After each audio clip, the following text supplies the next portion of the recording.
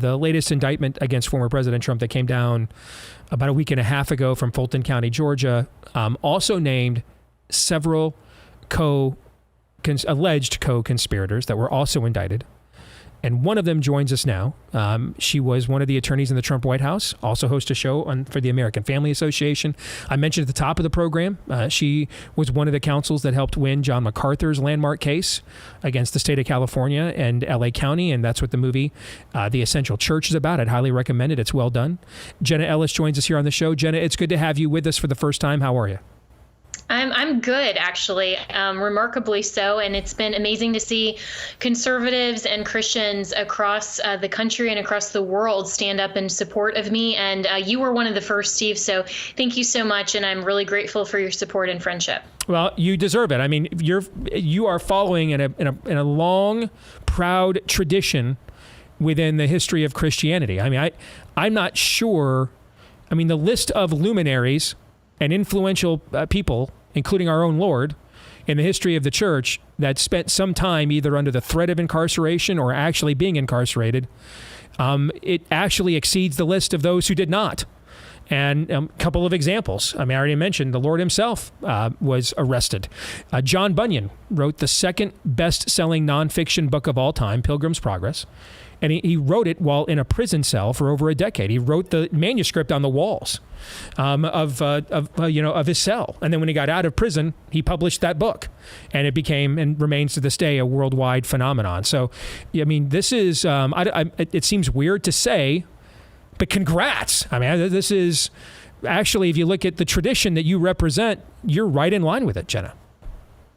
Well, and this is exactly what the Essential Church movie was all about, is the tradition of the church in standing up for the essential truth that doesn't change of the doctrine of God in the midst of this countercultural paradigm between the truth of God and the state, which is always trying to come in and tell Christians how we can worship God, how we can't worship God, what we can and can't say, and what we can and can't do, not only within the walls of our churches, but within and without the public square.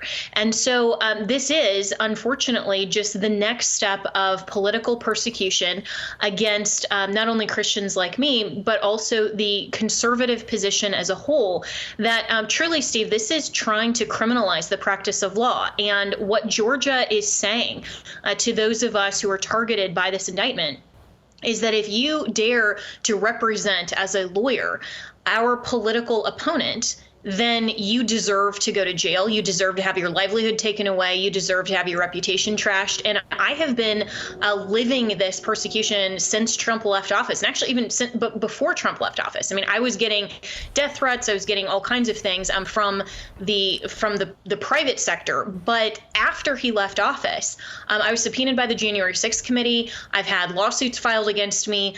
I've had Democrat operatives and this group called the 65 Project that targeted over 100 Trump lawyers to try to disbar us. I mean, this is just the next step that now they're trying to actually criminalize the practice of law. And later this week, I will actually have to go and surrender to Fulton County Jail and literally become a political prisoner and get arrested because I dared to stand up for a client and because I dare to speak truth.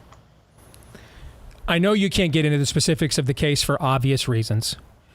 Were you surprised, though, when you were named in the indictment, or did you anticipate this all along? I didn't anticipate it at all. And I was learning, like the rest of the American public and people around the world that were watching this, that I was named as this was coming out in the news. I had no advance knowledge of what was exactly contained. I mean, obviously, there were reports, there were reporters that were suggesting people that may or may not be named, but I wasn't given a target letter, nothing like that from Fulton County that would have indicated that I was part of this. And so, you know, my response, though, immediately was to try to be in the mold of Pastor John MacArthur, who stood up against the political persecution in Los Angeles County and against the state of California, and say, okay, this is what God has for me to walk through. How do I respond rightly and what do I do next? Because I know that people will be watching me as a Christian, and I want to respond rightly. And obviously, like the Apostle Paul in Scripture, who used all of his legal defenses at the time and appealed to the law and appealed to moral uprightness, I'll certainly do that as well. But my immediate response is, okay, what does God have for me next? Did you have difficulty, because of all the things that you just itemized a few minutes ago, did you have difficulty acquiring competent counsel that was willing to take on the very system that then may later try to do to them exactly what they're now trying to do to you? Well, I know that has been difficult for a lot of people. And thankfully, my attorney who has been with me through this entire effort, Mike Melito, a very dear friend of mine, is still staying on. But obviously, I needed to obtain Georgia local counsel. I was able to do that. The interesting thing about this is how costly it is.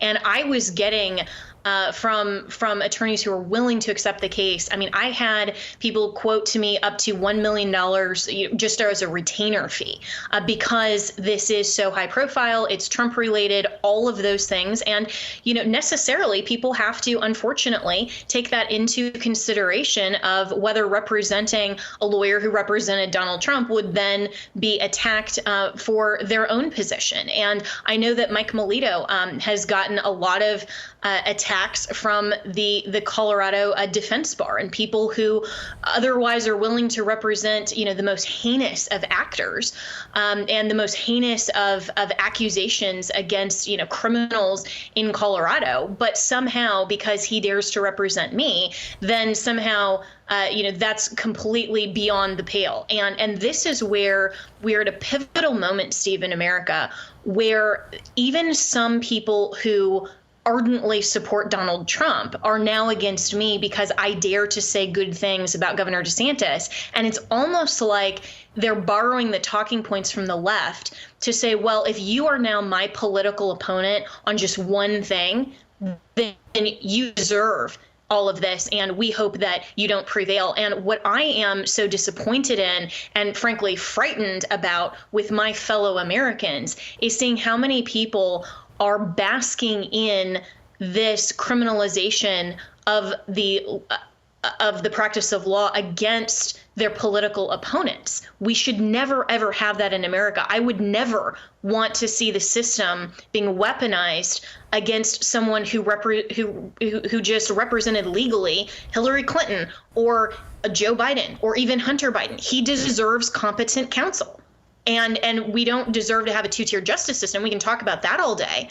But every single person, no matter if you're Donald Trump, Hillary Clinton, Joe Biden, Hunter Biden, I don't care who you are, you deserve competent counsel. That's the adversarial system. That's the constitutional system in America.